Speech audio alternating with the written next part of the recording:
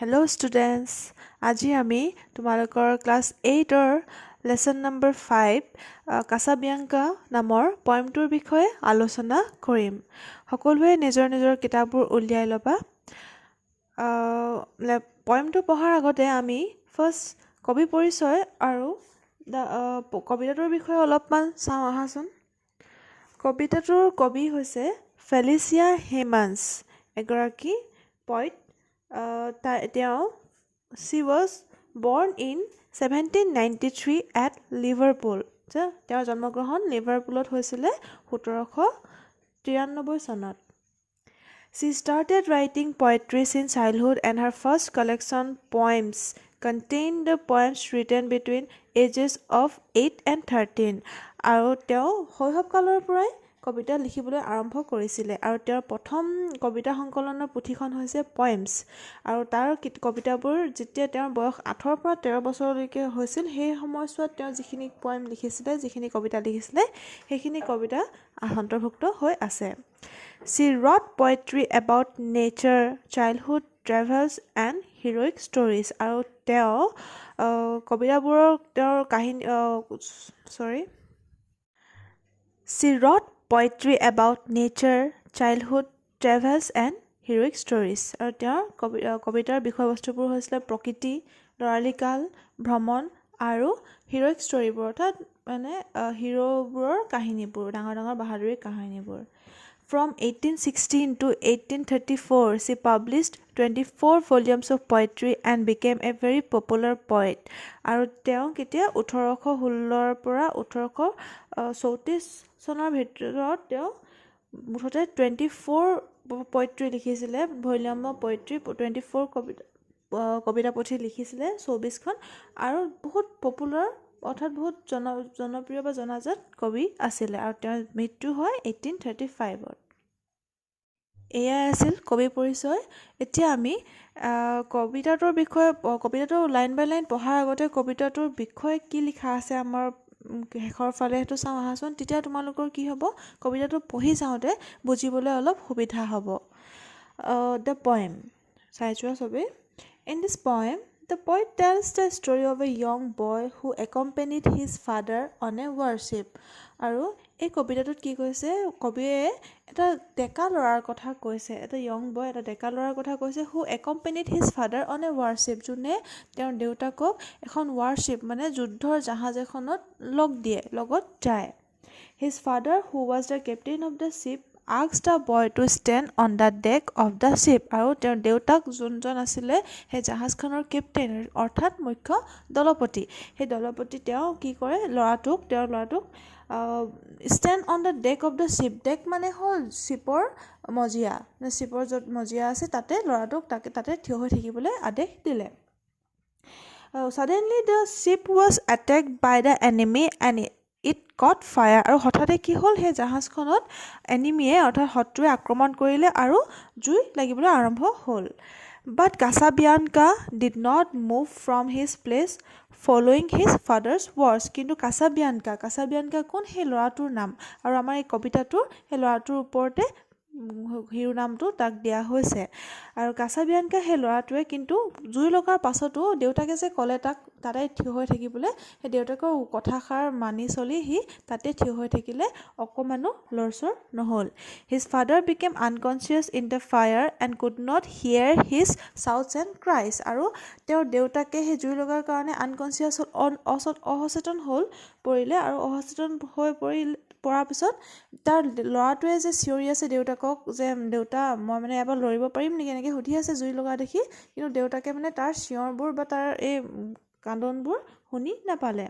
At last Casabianca was burned to death by the fire. আৰু অৱশেষত কি হ'ল, কাসাবিয়ানকাৰো সেই জুই লাগি তাৰ মৃত্যু ঘটিলে। তাৰমানে কি হ'ল, সি দেউতাকে ক'লে যে এবাৰ তুমি লৰচৰ নহ'বা, ইয়াতে ৰৈ থাকিবা বুলি, সিও ৰৈ থাকিলে। তাৰপিছত জুই লগা দেখি সি দেউতাকক মাতে, চিঞৰে যে দেউতা মই আঁতৰি যাব পাৰিমনে, আপুনি কৈছিলে ৰৈ থাকিবলৈ, মই আঁতৰিব পাৰিমনে। কিন্তু দেউতাকটো অচেতন হৈ পৰি থাকে, দেউতাকে একো মাত মাতিব নোৱাৰে, ক'ব নোৱাৰে কি হৈ আছে। আৰু তেতিয়াই কি হৈ যায়, ল'ৰাটোৰ গাত জুই লাগে আৰু তাৰো তেনেকৈ মৃত্যু হয়। কবিতাটো অলপ দুখ লগা, কাৰণ ল'ৰাটো মৰি যায়। তাৰপিছতে কবিতাটো ভালকৈ পঢ়িলে আমি ভালকৈ গম পাম। The poet has used The poet has used a lot of personification in the poem such as the blooming shots replied আৰু কবিয়ে যথেষ্টখিনি personification ইউজ কৰিছে personification এটা লিটাৰেৰী টাৰ্ম হয় যিটো পয়েমবোৰত ইউজ কৰে আৰু কি কৈছে যে চাবা in a poem when the poet treats a non-living thing as a living thing it is called personification আৰু যেতিয়া এটা কবিতাত কবিজনে এটা নন লিভিং থিং তাৰমানে এটা জড় বস্তুক যেতিয়া এটা জীৱ বস্তুৰ লগত কম্পেয়াৰ কৰে তেতিয়া তাক কি বুলি কয় বা এনেকৈ এটা জড় বস্তুক জীৱৰ নিচিনা ট্ৰিট কৰে তো তেতিয়া সেইটো কি বুলি কয় পাৰ্চনিফিকেশ্যন বুলি কয় আৰু here the poet also' uses simile when he compares the raging fires with banners simile is a comparison between two things using the words such as like as etc আৰু ইয়াত কি কৈছে কবিয়ে চিমিলিও ইউজ কৰিছে আৰু চিমিলি হৈছে যেতিয়া দুটা বস্তুৰ মাজত কম্পেয়াৰ কৰে তুলনা কৰে লাইক আৰু এজ এনেকুৱা শব্দবোৰ ইউজ কৰি যেতিয়া দুটা বস্তুৰ মাজত তুলনা কৰে তেতিয়া সেইটো কি বুলি কোৱা হয় চিমিলি বুলি কোৱা হয় আমি ইয়াত পাৰ্চনিফিকেশ্যন আৰু চিমিলি দুটা লিটাৰেৰী টাৰ্ম ব্যৱহাৰ কৰা দেখিবলৈ পাম কবিতাটোত এতিয়া আহা মূল কবিতাটোলৈ যাওঁ লাইন বাই লাইন আমি চাই যাম The boy stood on the burning deck where all but him had fled যে ল'ৰাটো যোনে stood থিয় হৈ আছিলে on the burning deck তাৰমানে সেই জ্বলি থকা জাহাজখনৰ মজিয়াৰ ওপৰতে থিয় হৈ আছিলে where all but him had fled য'ত নেকি মানে গোটেইবোৰে যোনে যোনে আছিলে তাত চব পলালে তাৰ বাহিৰে but him তাৰমানে তাৰ বাহিৰে বাকী চব পলালে জুই যে লাগিলে জাহাজখনৰ সেইকাৰণে চবেই পলাইছে কিন্তু সি তাতে ৰৈ আছে The flame that lit the battle's wreck shone round him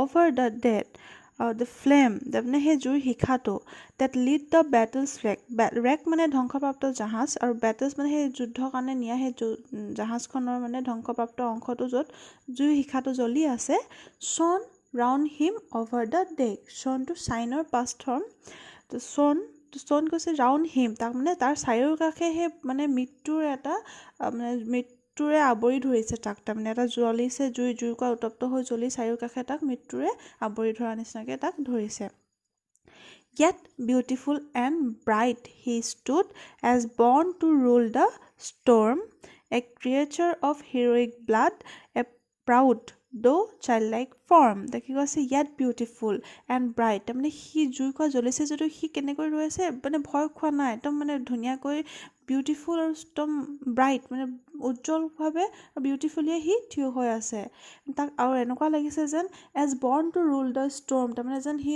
ধুমুহা বা এনেকুৱা ধুমুহা মানে ৰুল কৰিবলৈ বা শাসন কৰিবলৈহে যেন সি জন্ম হৈছে এনেকুৱা নিচিনা লাগিছিলে সি মানে ইমান ধুনীয়াকৈ সেই জুইকুৰাৰ মাজতো সি যেনেকৈ থিয় হৈ আছে A creature of heroic blood, a proud though childlike form তাৰমানে এটা প্ৰাণী heroic blood এটা সাহসী মানে প্ৰাণী সাহসীৰ তেজ থকা এটা প্ৰাণী এটা গৰ্বিত though childlike form যদিও সি মানে সৰু ল'ৰাৰ এটা ফৰ্মত আছে সৰু ল'ৰাৰ নিচিনা অৱয়ব এটাত আছে কিন্তু তাৰ গাত এই heroic bloodটোহে আছে তাৰমানে সাহসী তেজ এটা আছে সাহসী প্ৰাণীৰ এটা তেজ আছে The flames rolled on. He would not go without his father's word. তাৰমানে সেই জুই শিখাখিনি rolled on মানে বাঢ়ি গৈ আছে ইফালে He would not go without his father's word কিন্তু সি নাযায় তাৰ দেউতাকে তাক নোকোৱালৈকে যে ইয়াৰ পৰা যোৱা বুলি দেউতাকে নোকোৱালৈকে সি তাৰ পৰা আঁতৰি নাযায় That father faint in death below his voice no longer heard আৰু সেই দেউতাকজনকো কি হৈ আছে তলত faint মানে অচেতন হৈ তলত পৰি আছে আৰু তাৰ ল'ৰাটোৰ যে সি চিঞৰি আছে বা কিবা সুধি আছে একো শুনি পোৱা নাই He called aloud say father say if yet my task is done তেওঁ কৈছে যে he called aloud মানে সি চিঞৰি ক'লে যে say father যে দেউতা কোৱা দেউতা যে মোৰ কামটো টাস্ক মানে কাম তে মোক যিটো কৰিব ৰখি থাকিবলৈ যে তুমি দিছিলা ইয়াত ৰখি থাকিবলৈ যে দিছিলা এতিয়া মোৰ সেই কামটো হ'লনে মই ইয়াৰ পৰা যাবগৈ পাৰোঁনে বুলি সি দেউতাকক সুধিছে চিঞৰি আছে He knew not that the chieftain lay unconscious of his son. কিন্তু সি নাজানে যে তাৰ দেউতাক যে চিফটেন মানে কেপ্টেইনক তাৰ মানে দেউতাকৰ কথা কৈছে, দলপতি যোন জাহাজখনৰ। তেওঁ কৈছে যে সি নাজানে যে তাৰ দেউতাক আনকনচিয়াছ হয়, অচেতন হৈ যে তলত পৰি আছে, সি নাজানে। সি সেইকাৰণে দেউতাকক বাৰে বাৰে সুধি আছে যে দেউতা মোৰ কামটো হ'লনে, মই এতিয়া যাব পাৰোঁনে? কাৰণ জুই জ্বলা দেখিছে, কিন্তু দেউতাকে কৈছে কাৰণে সি একে ঠাইতে থিয় হৈ আছে, আঁতৰি যোৱা নাই। Speak, father, once again he cried, if I may yet be gone. যে কোৱা দেউতা, once again সি আকৌ সুধিছে, আকৌ চিঞৰিছে যে কোৱা দেউতা যে মই এতিয়া যাব পাৰোঁনে, মই এতিয়াও যাব পৰা হোৱা নাই নি, মানে মই এতিয়া যাব পাৰিমনে? And but the booming shots replied, and fast the flames roll on. কিন্তু সি দেউতাকৰ মাত শুনা নাপালে, কিন্তু কি শুনা পালে? বুমিং শ্বটছ, তাৰমানে বুমিং মানে কি? গুলিৰ ডাঙৰ গুমগুমনি শব্দবোৰ, তাৰমানে শ্বটছ মানে বন্দুকৰ গুলি, সেই ডাঙৰ বন্দুকৰ গুলি শব্দবোৰহে শুনিবলৈ পালে। আৰু কি হৈছে? ফাষ্ট এণ্ড ফ্লেমছ ৰ'ল অন, আৰু সেই জুইৰ শিখাখিনি স্পীডত মানে পূৰা মানে বাঢ়ি গৈ আছে। ফ্লেমছখিনি, জুইৰ শিখাখিনি একদম স্পীডত ফাষ্ট মানে খৰকৈ বাঢ়ি গৈ আছে।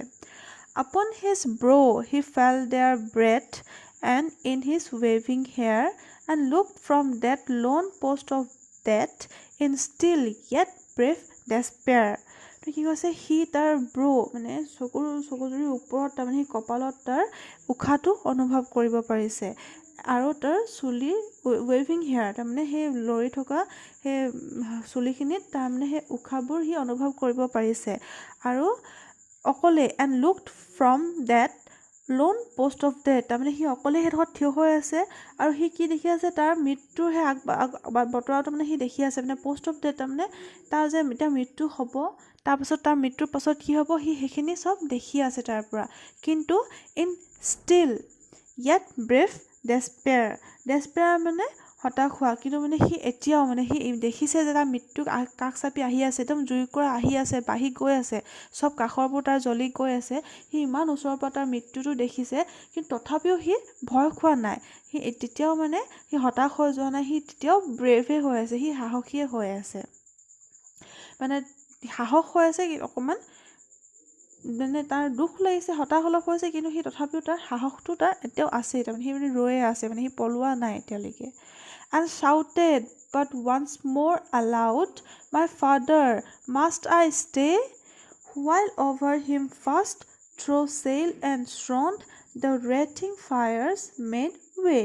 তো কি কৈছে? সি আকৌ চিঞৰিলে, and shouted but once more aloud, সি আকৌ চিঞৰিলে, আকৌ এবাৰ ডাঙৰকৈ, ফাদাৰ, দেউতা, মই থাকিব লাগিব নেকি? মাষ্ট আই ষ্টে, মই ইয়াত থাকিব লাগিব নেকি? While over him fast through sail and front the wreathing fires made way. কিন্তু সি দেউতাকক মাতি আছে, চিঞৰিছে, কিন্তু কি হৈছে? তাৰ ফালে মানে সেই চেইল আৰু মানে তাৰ জুইৰ শিখাটো মানে ইমানেই বাঢ়ি গৈ আছে, গোটেইবোৰ জ্বলিছে, তাৰমানে চেইল জ্বলিছে। শ্ৰণ মানে আমাৰ যিটো পালতৰা নাওখনত তাৰমানে যিবোৰ ৰছী থাকে, আমাৰ সেই নাৱত আমি দেখোঁ যে কাপোৰ লগাই থৈ দিয়ে, হয়নে? তো সেই কাপোৰবোৰ লগাবলৈ যিবোৰ ৰছী ব্যৱহাৰ কৰে, সেই ৰছীখিনিক শ্ৰণ বুলি কৈছে। তো সেই সকলোবোৰ জ্বলি মেলি এটা ৰেথিং মানে হ'ল মালা, আৰু সেই মানে জুইৰ মালা এডাল তাৰমানে তাৰ ফালে আগুৱাই আহিছে, তাৰমানে জুইকুৰা তাৰ ফালে আহি আছে।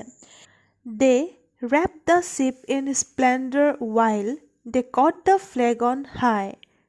তাৰমানে জুইকুৰাৰ কথা কৈছে, ৰেপ মানে লৈ যোৱা, তেওঁলোকে সেই জুইকুৰাই জাহাজখন জ্বলাই মানে ইমানেই লৈ গৈছে যে এটা স্প্লেণ্ডৰ লুক, ৱাইল্ড লুক এটা দিছে। স্প্লেণ্ডৰ মানে কি বুলি কৈছে যে আমাক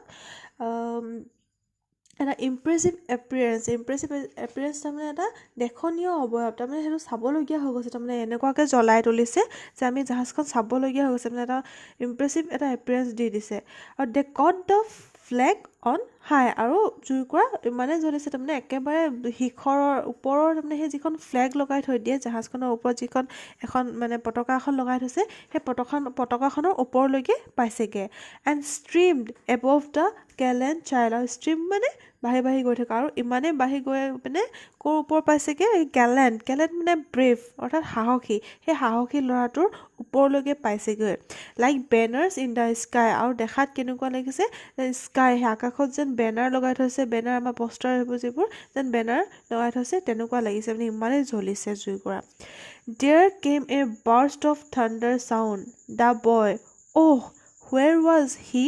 Asked of the winds that far around with fragments strewed the sea. তাৰমানে কি কৈছে There came a burst of thunder sound. তাৰমানে জুইকুৰা জ্বলি আছে ঘপকে এটা ডাঙৰ মানে burst এটা ডাঙৰ শব্দ হঠাৎ মানে ফুটি উঠা ডাঙৰ এটা thunder sound তাত তাৰমানে গাজনিৰ এটা ডাঙৰ শব্দ ফুটি উঠিলে তাৰমানে জুইকুৰা ধামকৈ জ্বলি গ'ল এনেকুৱা The boy, oh, where was he? তাৰমানে সেই ল'ৰাটো যে আছিলে ক'ত গ'ল সি Asked the winds that far around with fragments strewed the sea. তাৰমানে কোনে সুধিছে এটা কথা সেই বতাহজাকে সুধিছে যে চাৰিওৰ কাষে থকা বতাহজাকে সুধিছে আৰু সেই বতাহজাকে কি লৈ ফুৰিছে কৈছে ফ্ৰেগমেণ্টছ মানে অংশ বা টুকুৰা strewed the sea. ষ্টিউ মানে কি সিঁচৰিত হৈ যোৱা সেই মানে কি হৈছে সেই ডাঙৰ গৰ্জনী চাউণ্ডটো কিহৰ সেই জুইকুৰা জ্বলিয়ে তাৰমানে জাহাজখন বিস্ফোৰিত হৈ গ'ল জাহাজখন ফুটিও গ'ল আৰু ফুটি গোটেই জাহাজৰ অংশবোৰ ইফালে সিঁচৰিত হৈ চিত পৰি গ'ল অৰ্থাৎ সাগৰত পৰি গ'ল আৰু সেই সাগৰৰ টুকুৰাবোৰ সেই